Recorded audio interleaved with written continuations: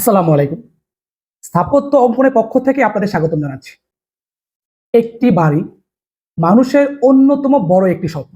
সেই সাথে একটি বড় অঙ্কের আর্থিক বিনিয়োগ। তাই আপনার বাড়ি নিখুঁতভাবে তৈরি করার জন্য একজন ক্লায়েন্ট কিংবা বাড়ির মালিক হিসেবে শুরু করার আগে কিছু গুরুত্বপূর্ণ বিষয় জেনে রাখা উচিত। এতে একজন আর্কিটেক্টের আপনার চাহিদা বোঝা সহজ হয় এবং ডিজাইনটি হবে আপনার মনের মতো।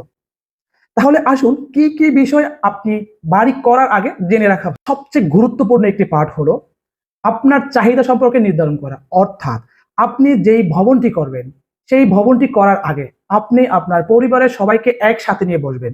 আমরা অনেকেই এই কাজটি না করার ফলে আমরা যখন বিল্ডিং ডিজাইন করে ফেলি কিংবা বিল্ডিং যখন বাস্তবিক রূপ নিয়ে যায়, তারপর পরিবারের এক একজন সদস্য ওই ডিজাইনটি পছন্দ হয় না কিংবা ওই ডিজাইন নিয়ে মতভেদ থাকে, যার ফলে ওই ভবনটিকে সঠিকভাবে ব্যবহার করতে পারেন না।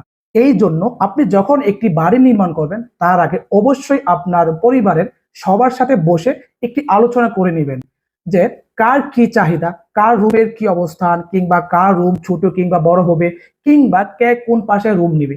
এই বিষয়গুলো নিয়ে যদি আপনারা ফ্যামিলিগতভাবে একটি সঠিক পরিকল্পনা করতে পারেন, তাহলে আপনার ডিজাইন করতে যেমন সুবিধা হবে, পাশাপাশি আপনি একটি পারফেক্ট ডিজাইন পাবেন, যার ফলে আপনার ভবনের আরো বেশি গ্রহণযোগ্যতা বেড়ে এবং সেই সাথে আপনার ডাইনিং স্পেস, আপনার লিভিং স্পেস গুলো ছোট হবে না বড় হবে, একসাথে হবে না আলাদা হবে, এই বিষয়গুলো যখন সবাই মিলে আলোচনা করে নেবেন, তার ফলে আপনারা এই ডিজাইনটি নিয়ে কারো কোনো মতভেদ থাকবে না। তারপর আপনি যে বিষয়টি লক্ষ্য করবেন, আপনি অবশ্যই আপনার বিল্ডিং এ পার্কিং রাখার ব্যবস্থা করবেন।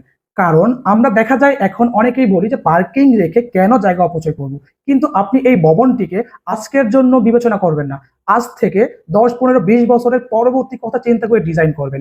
সেই ক্ষেত্রে আপনার 2, 4, 5 তলা ভবনে এমন কোনো ভাড়াটিয়া আসতেই পারে যাদের একটি গাড়ি থাকতে পারে।